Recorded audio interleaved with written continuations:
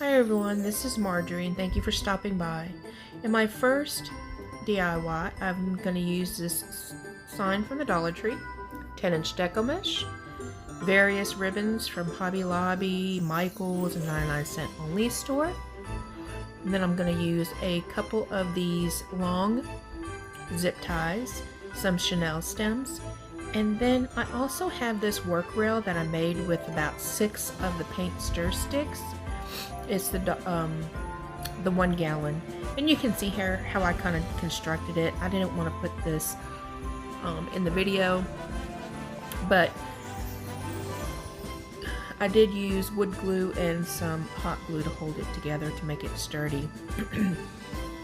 So I did pre-cut all of my deco mesh to 36 inches, and I'm just going to do the ruffle method where I curl up the ends on both ends, and then I ruffle up the deco mesh from one end to the next. And here you can see the curl on the end and the kind of ruffle bow tie look. Now this is great also for hiding those ends of your deco mesh that kind of like to come loose, the little stragglers that you cut off. This deco mesh is pretty good about not unraveling on the ends, but for those that do unravel kind of bad, then this is a good method for you to use. So I do have 5 pipe cleaners on there, and all I'm doing is taking and attaching each one of those into a pipe cleaner. Now guys, I couldn't get my wood glue lid off, and my husband wasn't home, and I was trying to make this, so unfortunately I had to cut the end of the corner of my wood glue bottle and just kind of use a dowel to get it out. But you see here I am taking some wood glue, the Gorilla wood glue, and I also use the Gorilla hot glue sticks. I think Gorilla Glue makes great products, and no, I'm not sponsored. I just love their products, and that's really what I'll use all the time.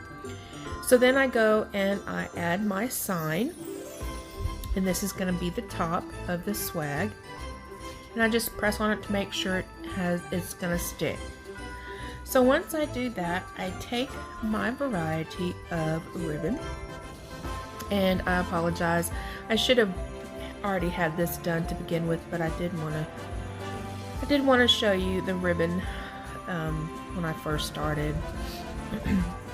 So I cut 2 of each of the ribbons, and I cut them at 30 inches, and then I just fold them in half. And this is what we're going to use to make our bow with.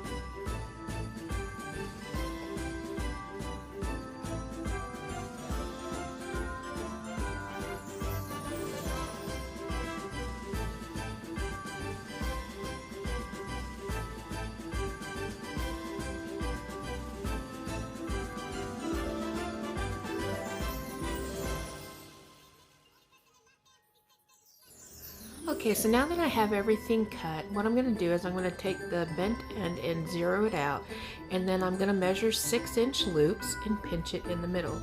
Now that's what I'm going to do with each one of these, just staggering, I mean not staggering, but alternating the ribbon and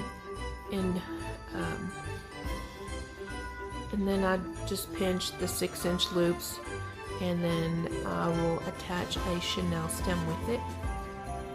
Now I do want to say about this buffalo check ribbon, I got this one from Michael's and I really like it better than the Hobby Lobby ribbon, the buffalo check, because it's thicker and it's more firm to where it holds up a lot better. So if you get the chance, you don't get as much, it's still a good deal, 75 feet on a roll. You still get a good deal on it, and to me the quality is better. So now that I have all my loops on top of each other, I just take a chenille stem and I tie it together. And then what I did is I kind of found the middle in between the tails, and then I tucked the chenille stems under there and then tightened it again under there. That way the bow will sit up better. And then all I'm doing is kind of pulling everything out so you can see all the different ribbon tails. Now for the tails, the ribbons that have a pattern on one side, just like I'm doing here, you'll have to turn the one that's the non-pattern side that's sticking up. You have to turn it to where the pattern side is sticking up. So just make sure you do that with all of your tails, and then just kind of alter your loops. And then what I'll do is go in and I will do some dovetails in just a minute. So here I'm trying to put my bow on there, but then I realized it's going to be too short.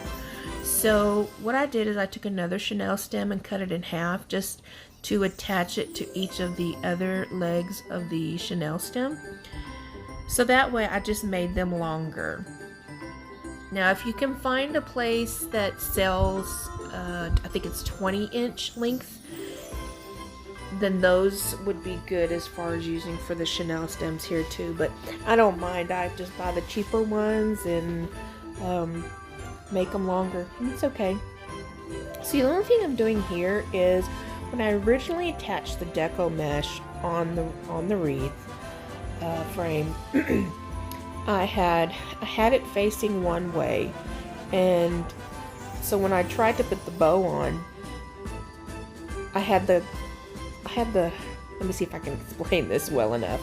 I had the curl and the ruffle, the ends, sitting at the top and the bottom.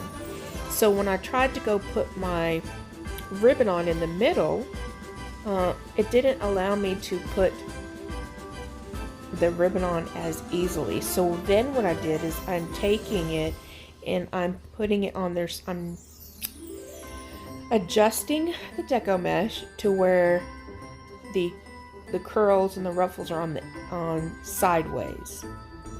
So that way, when I go to put the bow over it, I can actually go through where it's kind of folded up in the middle and use that. As you can kind of see, maybe a little bit difficult, but I was able to spread out the deco mesh evenly, and that way I could feed my chenille stem ends in and position the bow more centered. So that kind of helped me out. And then what I also did is, I didn't do it originally, but I went back and folded under my chenille stems. Now I left them whole because I didn't know if I was going to add ribbon tails or if I was going to add some other things to this. But as I put this bow on and as I'm doing the dovetails here, I fluffed everything out, and I loved the ribbon. I just loved it all. I just loved how everything looked together. So I thought, this would be really cute for like a a small child's room, maybe hang out on their door. And instead of adding a whole bunch of little things that can fall off or whatever, I just figured I would make 2 additional bows like this one, and then just add them to the ends. So I always fold my chenille stems under. I don't ever cut them, because if I want to redo this wreath frame or reuse this rail, then I could just take all the other stuff off, like the ribbons and the deco mesh, and then I would still have some mechanics there. So that's why I always leave my chenille stems long. But you can do whatever. You can trim them, you can tuck them and hide them in the back, you can roll them under like I did, or you can even wrap each end around a pen or pencil and make little curlicues. Whatever you choose to do. So here I'm just doing some more fluffing. That's one of the things with these big beautiful bows, is you got to make sure everything is out, fluffed really good, and looks so pretty. I think bows are my favorite when it comes to any types of wreath or swags. It just accentuates everything. And here's the finished product. And as you can see, it's turned out so cute to me. I just love how it is.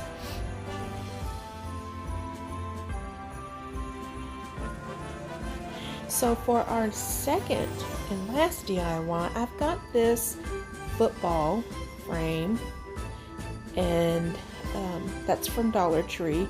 Some velvet yarn from Walmart that was on clearance, and that's a child's Santa hat. Some felt,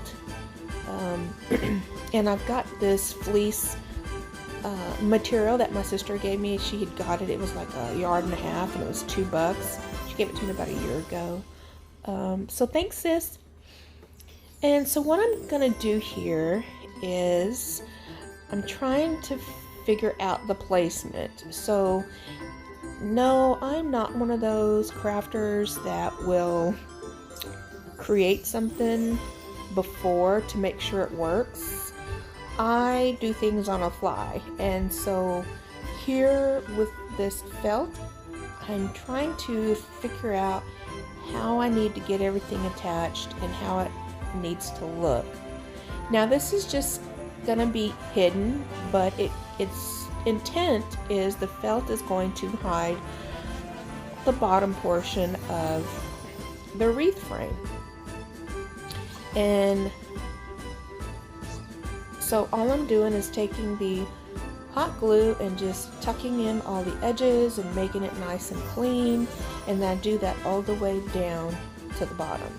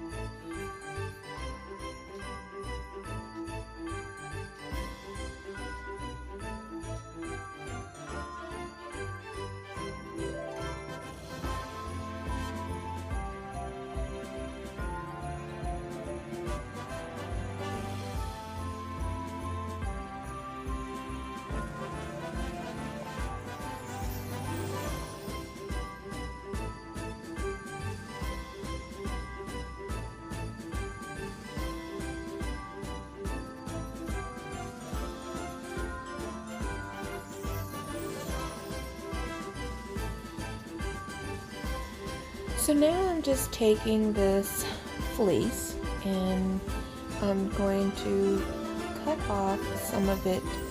I'm going to try to measure it out as far as being able to wrap over this this Santa hat.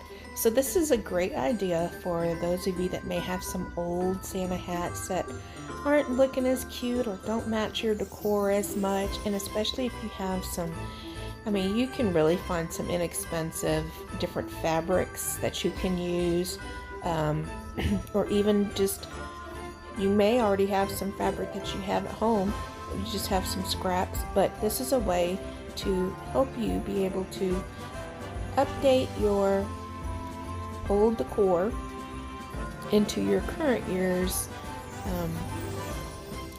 theme.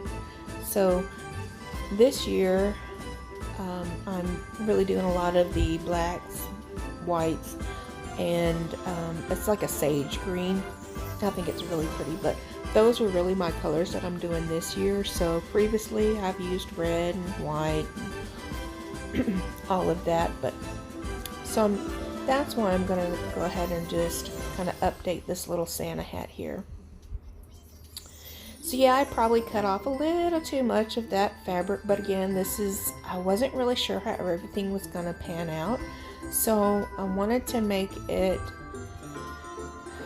to where I knew everything was going to be covered. So I'd rather waste a little bit of it and make sure it's covered than not cut enough and then piecework it, because I don't really like it when I have to piecemeal things together. So now, and I apologize, you can't see the top where the ball is at the end. So I'm just really trying to make sure that I've got fabric butted up against the bottom of the ball, and then I'm gonna make sure everything is kind of fit snugly.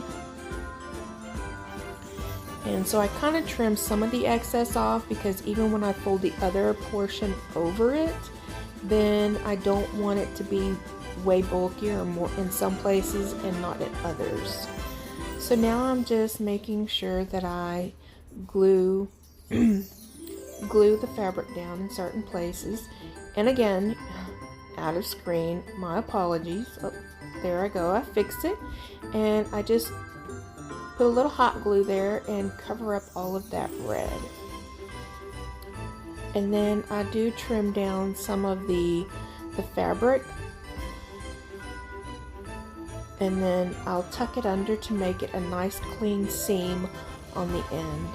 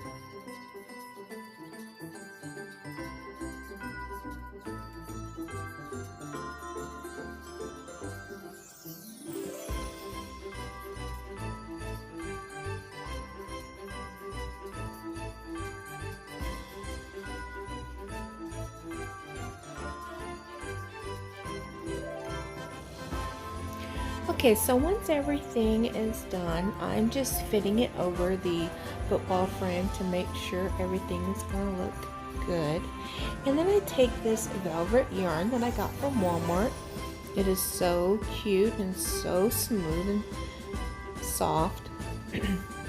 And I'm kind of just measuring out, figuring out how long I want his beard. So, you know, I just started cutting long pieces, folding it in half, and then as you can see, once I fold it in half, then I take the loop part at the top, and then I pull the longer pieces through the loop, and that's how I attach it to the frame. That way you don't have to worry about gluing or anything like that. But for each little section, I put four of those little loops in there. And I measured mine originally. I measured my loops to be like 9 inches long.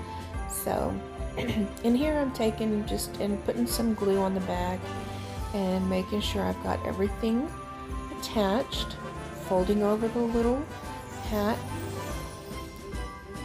And I will say this yarn was a little bit messy. It kind of reminded me of the Dollar Tree car shams. I think that's what they're called. Anyways, when you cut them and then like all these little fibers and hairs get everywhere. But as much as I didn't like it, I love the outcome of how his beard looked. Now, off camera, I had poked a hole into the fabric in the hat, and what I'm just doing here is I've taken some of this jute cord from Walmart and I'm just gonna poke it through. You'll see me struggling here for a minute, but I do eventually get it through the holes, and then I just hot glue it so it can become the hanger. There was a little bit of red that came out, so I just made sure that I took all those little red fuzzies off, and you couldn't really see any more of it. So that worked out just good, and I filled everything in with the hot glue. I did have to hold it for just a little bit to make it firm, so it would cool down and firm up a little bit more. And so I took this,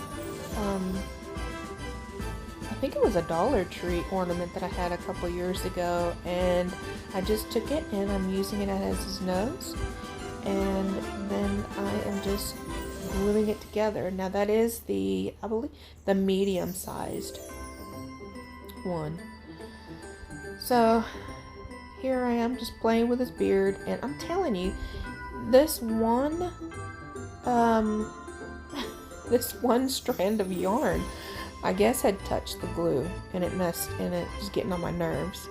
But here it is, all trimmed up and looking cute. So thank you guys for stopping by, and we'll see you in the next one.